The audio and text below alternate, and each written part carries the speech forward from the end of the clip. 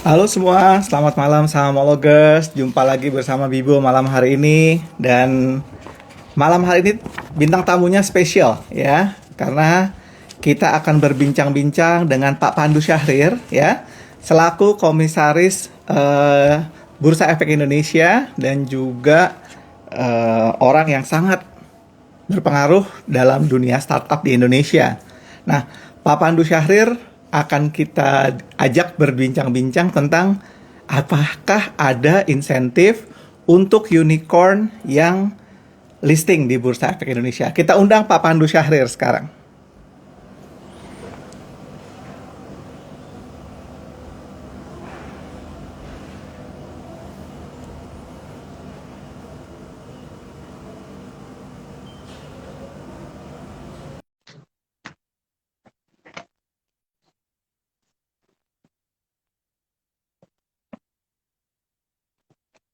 Ya, jadi nanti kita akan berdiskusi dengan Pak Pandu Syahrir. Pertama mungkin kita akan ngobrolin tentang pencapaian bursa di tahun 2020, kemudian IPO-IPO yang akan direncanakan di tahun 2021, khususnya IPO unicorn ya. Kita undang lagi Pak Pandunya sebentar. Ya udah kita undang. Ya jadi memang banyak yang menunggu-nunggu ya, menunggu-nunggu eh, unicorn Indonesia ini untuk bisa IPO di Bursa Efek Indonesia. Iya.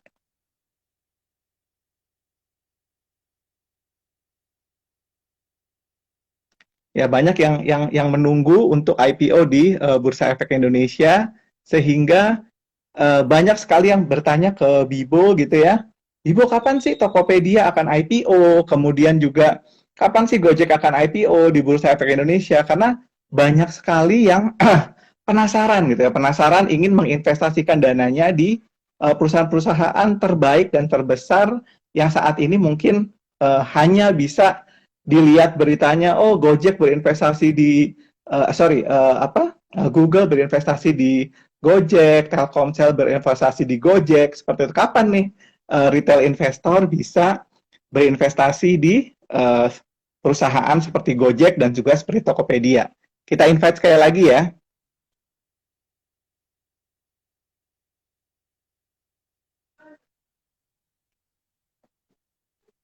Iya, sudah hadir. Ya, Selamat halo, malam Pak Pandu. malam, malam, malam. Sehat-sehat ya. Makasih ya. Ya, ya. Baik, apa kabar Mas? Sehat? Sehat, Alhamdulillah. Senang sekali malam hari ini kita di Sahamologers bisa diberi kesempatan untuk berbincang-bincang dengan Pak Pandu di tengah kesibukannya. Ya, Pak Pandu, makasih ini juga. kan tahun 2020 ini kan merupakan tahun yang gemilang nih Pak ya, Pak ya boleh kita bilang untuk Bursa Efek Indonesia. Apalagi ditunjang juga dengan pertumbuhan investor retail yang cukup besar sampai dengan 48%. Apakah ini diantisipasi atau merupakan sebuah surprise sih sebenarnya? Saya rasa kalau perkembangan investor retail itu mungkin surprise ya, karena tidak ada yang mengira entusiasme mengenai capital market bisa sebesar ini.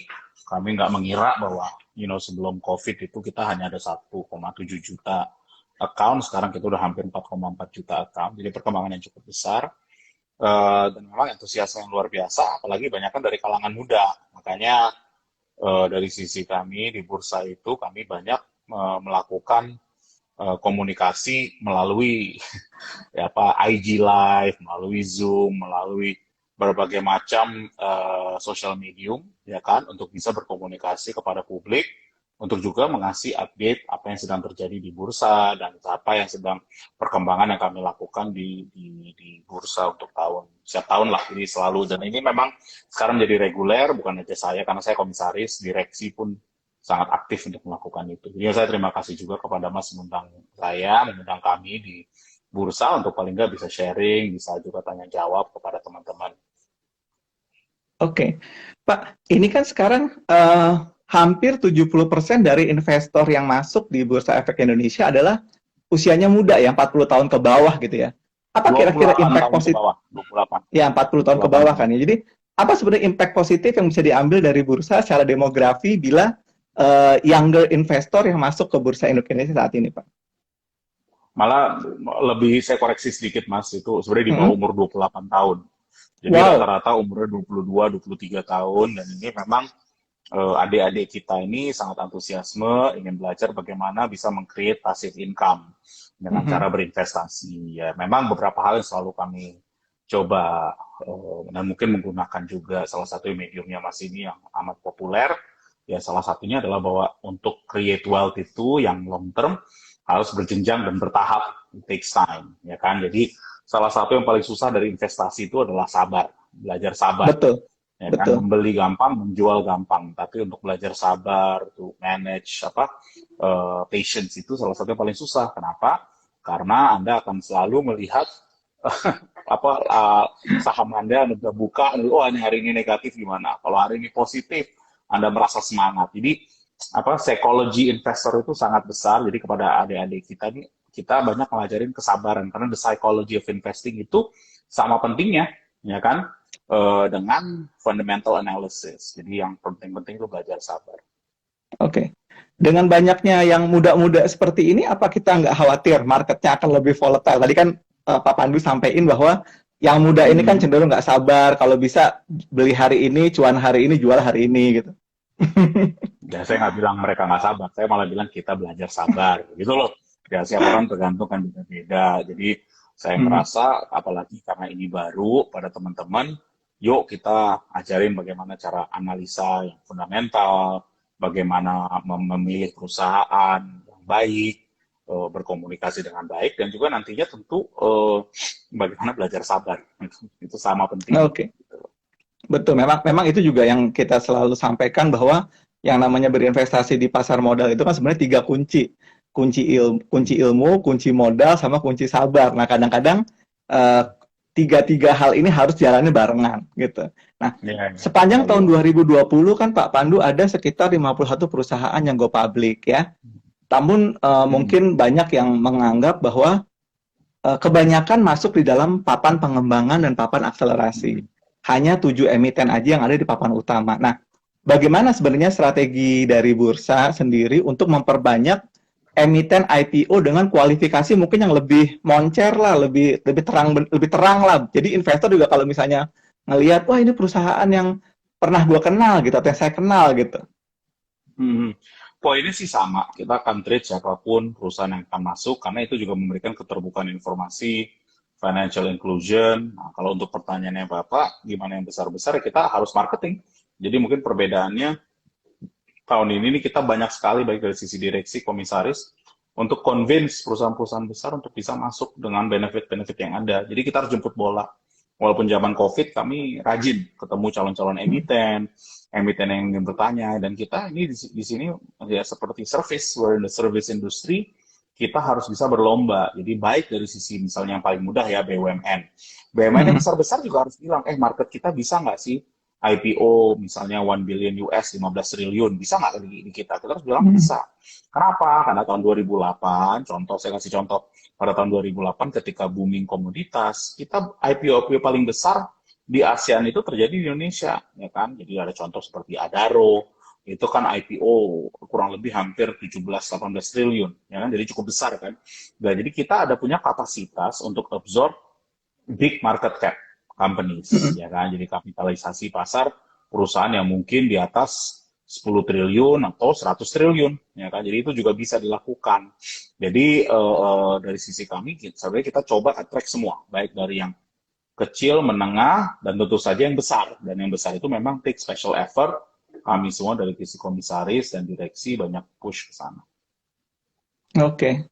Memang sih apa namanya kan juga kita juga mendengar ada beberapa yang akan IPO di dalam size yang lebih besar. Nah, kemudian Hmm. kalau misalnya IPO-nya besar gini, apakah difokuskan untuk menarik dari investor retail atau misalnya dari investor mancanegara, Pak? Biasanya kalau dari sisi emiten Kalau sendiri. ini biasanya dari emiten mereka pasti akan lihat pertama investor institusi. Mm-mm. Dan institusi itu bisa asing, bisa dalam negeri. Ya. Kedua, mungkin perbedaannya sekarang investor dalam negeri makin besar. Ya kan dari sisi overall lah, dari sisi liquidity, dari sisi komposisi. Jadi yang terjadi pun kita harus bisa equally marketing di dalam negeri. Nah, Terakhir adalah dari sisi retail. Baik dari sisi retail hanya akan mengikuti nih, contohnya juga di sini pasti akan mengikuti apa kata analis. Betul. Analis itu sebagian besar berada di perusahaan di institusi, ya kan? Jadi ya mau nggak mau retail tuh sometimes will follow, tapi juga ada tuh ya kalau misalnya ada dari teman-teman yang dengerin nih ingin belajar lebih lanjut, mungkin punya view, ini mungkin bagus, ini enggak, yuk kita coba ikutan gitu loh. Jadi ya menurut saya perbedaan mungkin pasar dari sekarang dibandingin 10 tahun yang lalu, memang retail investor tuh mengambil porsi yang bisa lebih banyak. Dan kita sekarang kan dengan adanya IPO dari OJK, kita ingin memperbesar porsi retail untuk bisa masuk ke IPO-IPO baru. Kalau dulu tuh mungkin bisa sangat kecil sekali loh, Mas.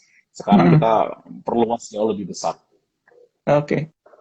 Nah, berlanjut tadi mengenai EIPO, Pak. Kan kemarin sudah berhasil satu kali ya, ada EIPO yaitu saham unik ya, Pak ya. Nah, apakah ke depan bursa akan mendorong lebih banyak emiten yang menggunakan jalur EIPO atau IPO konvensional aja, Pak? Saya rasa menurut kita selama kita bisa mencari perusahaan-perusahaan yang tadi seperti bilang yang besar, menengah untuk bisa masuk, kita open aja. Tapi tentu IPO itu akan mempermudah ya kan untuk Hmm. kepada para calon-calon emiten. Tapi ya kalau misalnya yang besar kadang-kadang melakukan conventional IPO, kenapa? Karena institutional investor kadang-kadang mereka masih suka hands on, experience hands Hmm. on didatengin satu demi satu, ya kan? Karena kalau mereka sekali masuk IPO kan ordernya bisa ratusan miliar per Hmm. account. Nah, jadi ini juga Betul. penting. Mm-mm. Oke. Nah, ini kan banyak pembicaraan sekarang tentang perusahaan-perusahaan unicorn Indonesia lah ya, kebanggaan Indonesia, kayak Tokopedia, kayak Gojek, kayak Bukalapak dan lain-lain gitu ya, yang katanya hendak IPO sejak tahun lalu lah pembicaraan itu. Ya, ya. Namun sampai sekarang belum satu pun yang IPO. Nah, apa sebenarnya yang memprevent mereka untuk cepat IPO di Indonesia? Apakah dari sisi investor awalnya memang belum mau IPO, atau misalnya apa namanya uh, kemampuan dari market Indonesia untuk menyerap size IPO mereka lebih nggak bisa gitu. Nah, mungkin tiga hal aja. Satu, sebenarnya pembicaraan itu kan mulai berbunyi menengah tahun lalu tuh mungkin Agustus, September, Oktober lah mulai kenceng. Betul. Memang kita sudah PDKT dari bulan Juli, Agustus kepada semua mereka karena positif impact. Ya, mau nggak mau dari Hmm. sisi COVID, COVID itu banyak memberi positif impact kepada perusahaan-perusahaan teknologi. Nah, untuk ini memang ada proses, Mas. Nah, karena perusahaan-perusahaan ini juga untuk mempersiapkan menjadi perusahaan publik, ya mereka harus mempersiapkan juga semua bukunya, walaupun mereka sudah ya. Dan juga kebetulan kan ada beberapa perusahaan sedang melakukan aksi korporasi juga di antara mereka. Ini Hmm. juga takes time. Tapi yang saya bisa laporin, memang sudah ada 3 perusahaan yang sudah registrasi untuk melakukan proses IPO di Indonesia. Ya, saya nggak bisa bilang yang mana, tapi ya Anda Hmm. bisa tebak-tebak sendirilah. Dan mereka akan melakukan tahun ini. Timingnya most likely second half this year, ya kan? Jadi menurut saya bukan Oke. masalah market, ini hanya masalah proses, ya kan? Proses ya. Oke, tuh jadi buat sahamologers dari sekarang ya nanti yang punya apa namanya dapat THR, kemudian dapat bonus, udah mulai disimpan-simpan. Jangan dibeliin saham-saham yang bikin nyangkut, yang mendingan nunggu aja. Karena di Hmm. saham itu memang menunggu adalah apa namanya kesempatan yang paling bagus lah gitu ya. Modalnya Ya. cukup, Insya Allah. kemudian emitennya bagus, jebret langsung dapat saham-saham yang moncer ya. Nah, kan kalau selama ini kan banyak emiten yang go public itu karena mungkin berharap mendapatkan insentif ya, insentif pajak. Apakah yang kayak gini udah dirasa cukup, Pak, untuk orang apa emiten-emiten kayak kelas unicorn seperti itu? Saya rasa ada beberapa. Satu Hmm. itu tentu adalah fiscal incentive baik di level capital gain tax dan juga corporate income tax ya, Mas ya. Hmm. Nomor dua juga adalah dari sisi kalau dari sisi perusahaan-perusahaan ini adalah banyak kan urusan soal multiple voting shares. Poinnya adalah kalau di luar negeri dan ini misalnya di Amerika atau di Hong Kong market yang jauh lebih dalam dibandingkan kita, untuk perusahaan teknologi itu ada yang konsep multiple voting share di mana founder itu bisa mempunyai vote lebih Hmm. banyak dibandingkan pemegang saham. Nah, kepentingan kami adalah menjaga kepentingan pemegang saham publik dan pemegang, Oke. pemegang saham minoritas. Jadi sangat penting dari sisi disclosure, sangat penting juga dari sisi hak-hak pemegang saham minoritas untuk dijaga. Hmm. Jadi memang Urusan itu sudah masuk juga, udah ada bagian dari fokus group discussion kita dengan OJK dan legal opinion. Bagusnya memang sudah ada presidennya cukup banyak di market luar negeri. Dan jangan lupa, at the end of the day, ini adalah soal market. Market ini adalah market yang global. Kami ingin sekali bahwa unicorn-unicorn yang ada di Indonesia ini listing di Indonesia. Dan jangan di luar negeri. Jadi itu memang salah satu keinginan kami di bursa. Dan tentunya dengan itu kita selalu mengingat proteksi investor minoritas.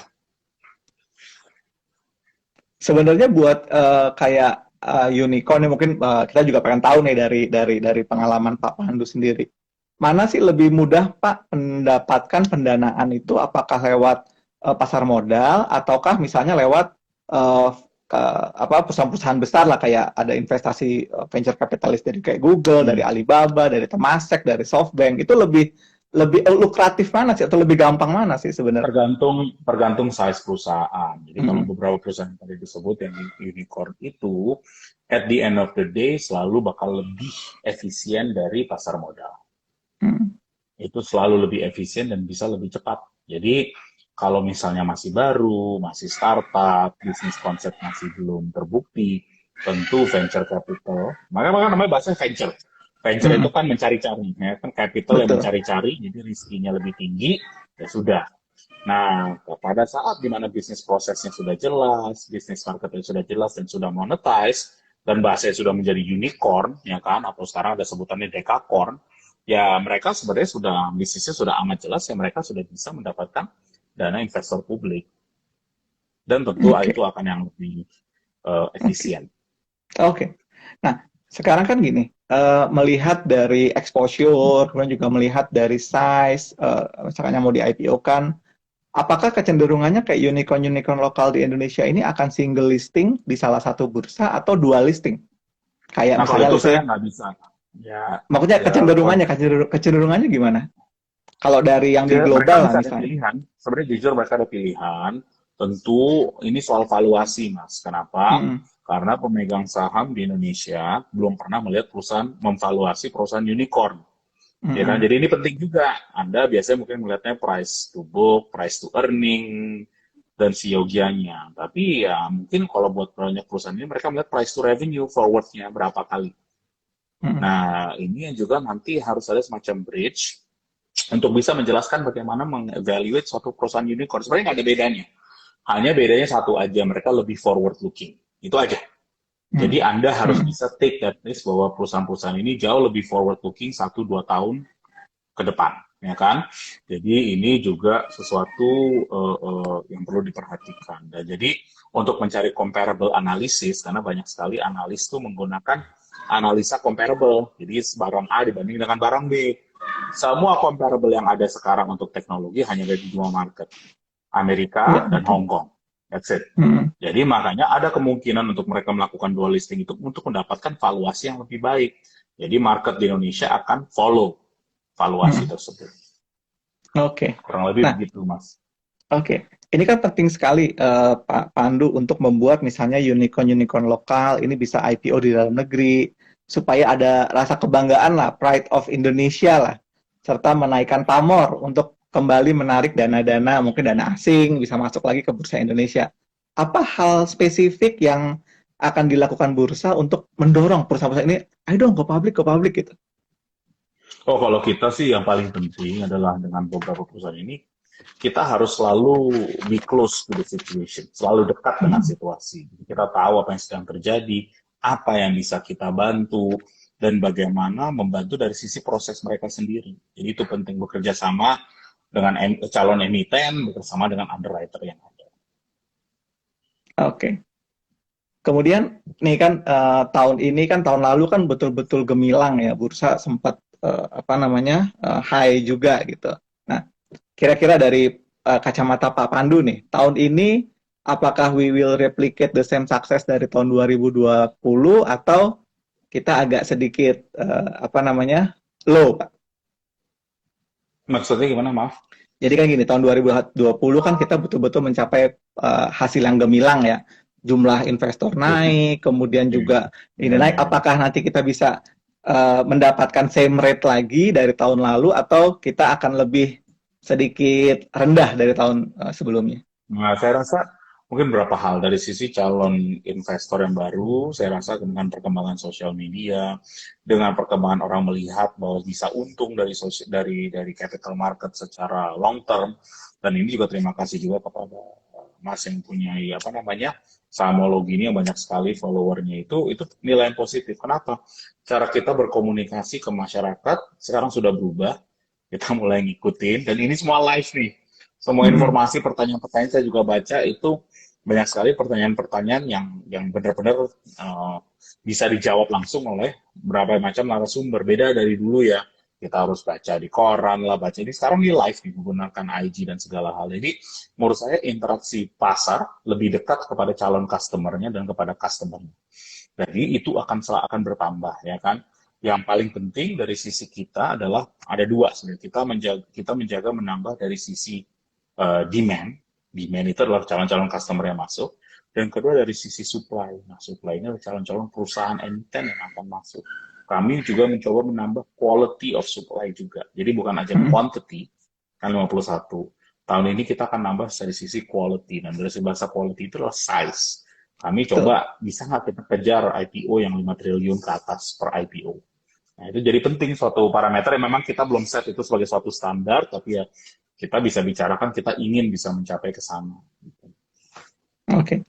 Ini kan sempat ya pada saat tahun 2020, kemudian di akhir-akhir tahun atau awal tahun kan transaksi bursa kan Hmm. sempat tinggi sampai mencapai mungkin peaknya di 32 triliun per hari ya. Nah, sekarang kan Ya. udah kembali lagi ke 10 triliunan lah beberapa minggu terakhir ini. Apa kiat-kiat mungkin hal yang mungkin bisa dilakukan oleh bursa untuk kembali menggairahkan transaksi lagi, Pak Pandu, kira-kira? Saya rasa Bukan hanya bursanya ini mendorong, tapi juga ya kalau investornya juga market diajar. juga ini kan kalau nanya berarti marketnya 3 hari terakhir maybe not friendly ya 2 3 ya hari ini lah Ini juga banyak yang ini kan. jadi orang banyak baper, saya rasa ada feeling-feeling baper malam-malam. Tapi to be honest, market Indonesia tuh bagus karena ada beberapa hal. Satu, tentang Omnibus Law, di mana kita terus Mm, berbicara dan itu positif. Kedua, tentu dengan adanya INA, Sovereign Wealth Fund itu yang akan berinvestasi ke dalam market dan baru mendapatkan komitmen juga dari Abu Dhabi, itu saya positif. Ini micro ya. Dan yang mm, ketiga adalah dari sisi yang dilakukan debt cash, ya kan, dari sisi Departemen Kesehatan, dari sisi rolling apa namanya vaksin. Kalau Anda mungkin tahu, kita sekarang negara nomor 8 seluruh 10 juta dunia lebih ya yang yang udah paling bisa divaksin. banyak. Lebih dari 10 juta. Dan yang menarik, Mas, kalau Anda remove negara-negara yang memproduksi vaksin, jadi yang membuat Ya, sendiri, kita mungkin top 4, nomor 4. betul. Jadi di sini saya kudus juga ke pemerintah, sangat gercep, dan juga memang saya bilang nggak banyak lah, masih banyak lah mungkin masalah sini sana, tapi ini berjalan amat baiknya dan kita harus support, ya kan, kita sebagai civil society harus coba support itu. Jadi 3 hal itu menurut saya positif momentum secara Oke. mikro, ya makro kalau kita ngomong makro, ya pagi ini ada yang nanya soal Bill Hwang kan itu yang terjadi barusan, ya memang itu masalah. Saya kebetulan tahu fundnya karena itu sebenarnya legend juga mereka. Tiger Asia itu kebetulan saya sempat nginvest juga dulu banget waktu masih Tiger Asia, habis itu udah nggak lagi. Tapi emang mereka tuh legend dan ya ini memang ada disruption di market. Makanya yang terjadi ada rotational out dari sisi teknologi keluar ke defensive asset atau Betul. cyclical. Yang terjadi secara global ada efek, ya kan? Yang nomor dua, karena ada risk of behavior. Karena ini jarang-jarang bisa melihat market sebesar ini tiba-tiba swing, ya kan? Dan ada dua Mm. bank besar yang kena efek yang Credit terjadi. Suisse sama Nomura Aset ya. betul ya. Yang terjadi adalah Start sih market Pak bank Pandu. cash. Dan Anda bisa lihat ada dua. Apa namanya? Anda, sorry, Hmm, aku nambah lagi terakhir, sorry sebelum selesai. boleh, boleh. Ada dua. Anda bisa lihat dari USD IDR yang melemah. Anda lihat IDR sekarang di 14,5 dan ini trennya bisa ke 14,6. Dan yang kedua dari sisi bond yield kita Oke. yang melemah juga. Hmm.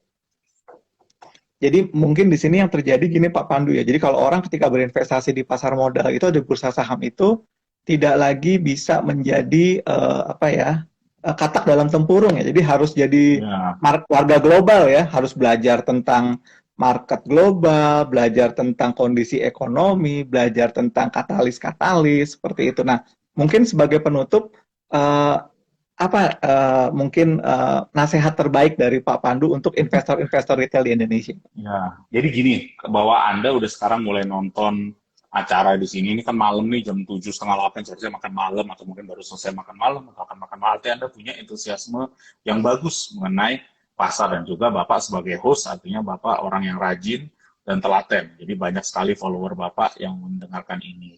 Paling penting sebenarnya jadi investor tuh, it's never boring. Dan Oke, Anda akan selalu belajar, ya kan? betul, Dan betul. it's actually, to be honest nih, saya jujur juga, it's actually a very humbling experience. Market will always keep you humble. Jadi jangan juga terlalu, makanya ada dua. Yang pertama saya mulai patience, itu Hmm, penting. Kedua, you need to have a good sense of humility. Humility itu apa ya maksudnya ya bahasa Indonesianya ya? Nggak boleh takabur, ya kan? Jadi Anda hmm, harus berjejak kepada tanah, ya kan? oke. Nggak karena boleh jumawa, nggak karena boleh jumawa. nggak boleh jumawa. Jadi kalau misalnya Anda, wah hari ini gue bagus sekali, ya kita lihat market. Kenapa? Kesabaran itu penting. Karena Anda kadang-kadang nggak tahu, bisa aja technical market hari ini turun, kalau Anda nggak punya kekuatan nahan, karena leverage atau apa, bisa hilang, ya kan? Jadi yang paling penting adalah kesabaran. Kedua juga, ya itu harus jumawa, ya kan? Ingat tanah, ya kan? Ini balik-balik kepada ini karakter lah ya dari sisi investor. Betul. Dan emang bener kata Mas, kita harus banyak sering belajar. Kayak apa yang terjadi ini, apaan ini kok tiba-tiba Anda pada tahu yang namanya Bill Huang, padahal itu orang yang banyak sekali orang nggak tahu. Tapi emang dia Hmm, jagoan, itu kelas hmm, dunia lah, ya kan? Dan seorang Bill Huang pun bisa kena seperti ini, ya kan? Bayangin dengan informasi yang dia punya, advantages yang dia punya sebagai global investor, ini pun bisa terjadi, ya kan? Jadi ini juga a good lesson dalam hidup, dan dia juga pasti juga belajar. Dan dia tuh orangnya sangat religius. Jadi ya, yang saya tahu dia tuh orangnya sangat religius, pasti dia juga mikir, apa nih next step-nya. Tapi pasti nggak bakal pernah boring, Mas. Dan iya itu betul. harus selalu selalu belajar kalau market ini. Tuh ya. Kalau kalau saya selalu ingetin ke followers, kalau yang namanya di pasar modal itu kita poker face aja. Market Hmm, naik ya kita begini, market turun ya begitu juga. Jadi nggak usah naik kita merasa paling jago, kalau turun merasa paling sial gitu aja. benar, benar banget Iya. itu Mas, benar banget. Iya. Harus keep Karena inilah, senyum, iya. harus senyum aja. Nah, harus senyum aja gitu kan. Oke, Pak Mm-mm. Pandu terima kasih sekali untuk waktunya Baik, terima bincang-bincang kasih. malam hari ini. Banyak sekali insight-insight yang disampaikan oleh Pak Pandu. Semoga bisa memberikan semangat ya untuk retail Indonesia, investor Indonesia untuk lebih apa ya, lebih antusias lagi lah, lebih antusias lagi untuk belajar, lebih antusias lagi untuk menaruh dananya di Bursa Efek Indonesia karena kita tahu kita berharap lebih banyak lagi orang yang berinvestasi di Bursa Efek Indonesia sehingga apa namanya smart investor community juga akan lebih besar sehingga mampu mengangkat bursa ini ke level yang lebih tinggi. Kalau Pak Pandu sendiri dari sisi bukan tebak-tebakan prediksi ya, Hmm. tahun ini bursa bisa ke berapa Pak? Aduh, ampun. Kapitalisasi lah, kapitalisasi jangan jangan jangan indeks ya, kapitalisasi bisa berapa Pak? Saya rasa upside-nya masih besar. Kenapa? Gara-gara mikro tadi. Jadi saya Hmm, sih, kalau saya ngeliat marketnya sih, saya positif, sangat positif. Ngeliatin mikro-mikronya ya. Kalau iya makro, your guess is as good as mine. Saya juga masih banyak belajar soal makronya. Jadi hal-hal yang terjadi hari Jumat itu kan, waduh, apaan tuh? Gara-gara dua hmm, saham. Tiba-tiba semua sahamnya harus kena. Ya kan? Jadi saya juga agak bingung, tapi sekarang saya udah belajar, oh ngerti technicalnya di sana. Tapi malah itu membuat buying opportunity. Karena apa hubungannya dengan betul market Indonesia? Ada betul. orang membuat technical ini selling, ya market ada kena, ya good time to buy. Kalau menurut saya selalu gitu, ada dikasih diskon, jarang-jarang kan.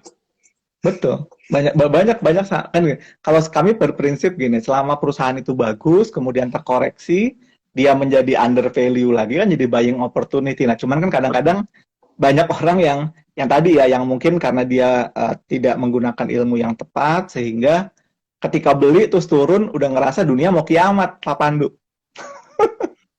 Itu tahu nggak apa itu betul cerita orang ini, dan ini market udah puluhan tahun ya.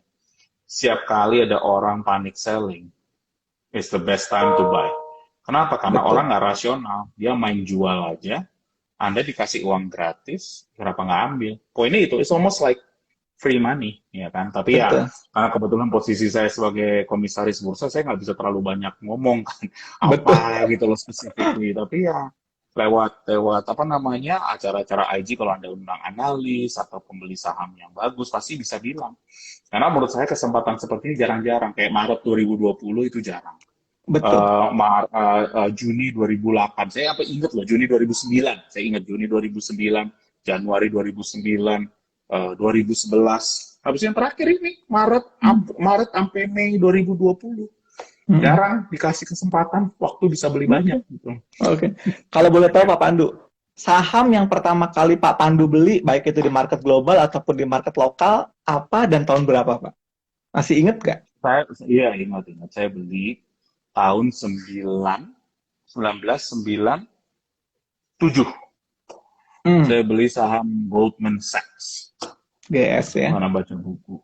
Goldman Yes, Sachs. tahun itu sama JP Morgan. Aku dua tuh JP Morgan. Kenapa? Saya baca buku, Mas. Terus dibilang Hmm, the smartest people is works there tahun itu tuh. Makanya saya jadi hmm. investment banker. Saya baca-baca, wah keren banget ya. Kalau mereka pinter-pinter ya seharusnya sahamnya pinter ya. Itu aja sih. Habis itu ya itu lah, karena kan apa, banyak dari mereka menjadi menteri keuangan dari situ. Betul, betul. Banyak memang Ya sampai kan? sampai dibilang kalau kalau Menteri Keuangan Amerika itu apa managing directornya GS semua.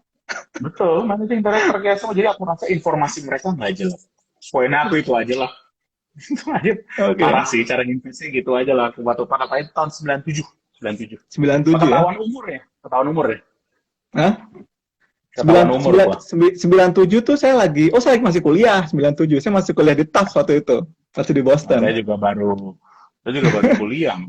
Saya juga baru mau masuk. Baru masuk kuliah. Masuk, masuk ya. Oke. Mm-mm. Saya mulai mengenal bursa. Saya mengenal apa capital market itu ya pas waktu kuliah di Boston waktu itu ya udah mulai belajar apa itu mutual fund, apa itu Iya. itu. Nah, kalau nggak beli, nggak bakal ngerti.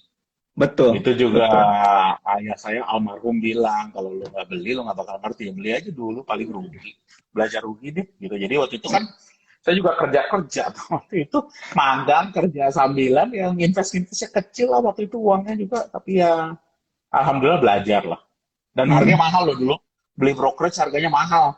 Aku ingat aksesnya Iya, $45. Waktu itu beli Kak. saham, mahal banget. Yes, Kemakan semua di fee. semakan fee. Kalau sekarang kan udah zero commission, kemudian maksimal juga. Sekarang makan banget. Udah gratis tuh bisnis hampir itu. Iya. Mau tanya nih Pak Pandu, mungkin nggak perlu kita elaborate sekarang ya. Mungkin nggak sih kayak di US gitu, di mana apa commission free di Saya Indonesia? rasa udah makin mendekati ke situ, Mas. Mm-mm. Tapi tentu siap orang berbisnis ya. Jadi Mm. nanti pasti ada embel-embelnya. Jadi walaupun Mm. misalnya di Amerika juga ada beberapa yang commission free, tapi tentu ada minimum. Jadi main di floatingnya, habis itu main di asset managementnya nanti, ya kan? Mm-mm. Jadi ya tentu nanti ada tradingnya, tapi juga ada asset commission. Dan Anda bisa dapat free trading mungkin 10 kali, sisanya bayar, ya kan? Mm-mm. Tergantung lah. Mm-mm. Jadi people have to make money. Saya juga nggak apa-apa itu. Tapi saya rasa makin mendekati ke sana, tapi bahkan makin banyak cross selling produk.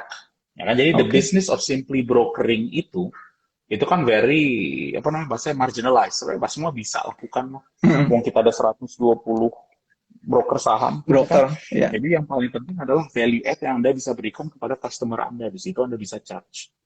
Oke. Nanti kapan-kapan kita Siap, undang lagi Pak Pandu, tapi bukan dalam boleh. kapasitas sebagai komisaris bursa. Kita mau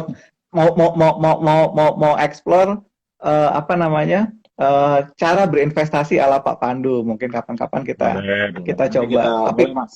Iya, hmm, makasih gitu. juga Terima nih. kasih banget Pak Pandu untuk malam hari ini. Saya merasa bersyukur gitu Pak Pandu bisa apa merespon request kami Iya, untuk berdiskusi dan banyak banget hasil yang bisa kita dapat untuk sama-sama. para audiens kita. Thank you Pak Pandu. Selamat Makasih dan malam. selamat malam ya semua. Selamat malam semua. Selamat makan malam atau istirahat malam.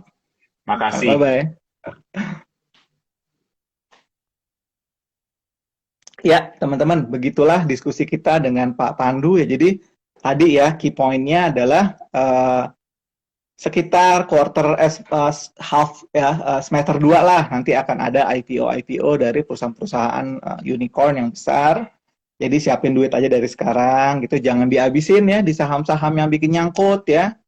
Jadi tunggu ya, the best time to buy nanti mungkin di semester 2 kalau untuk berinvestasi di perusahaan-perusahaan yang unicorn tadi. Nama-namanya siapa? Tadi ada 3, nggak bisa disebut ya. Tetapi ya siapin dana lah dari sekarang ya. Udah buka rekening dari sekarang dan mumpung nih di MNC Sekuritas kan lagi ada program sampai 15 April buka rekening gratis saham ya dengan menggunakan kode referral Tetra 88 dan kode sales M01. Begitu aja dari Bibo. Semoga bincang-bincang Bibo dengan Pak Pandu Syahrir bisa memberikan manfaat yang besar buat menambah knowledge dari sahamologers semua. Thank you. Assalamualaikum warahmatullahi wabarakatuh.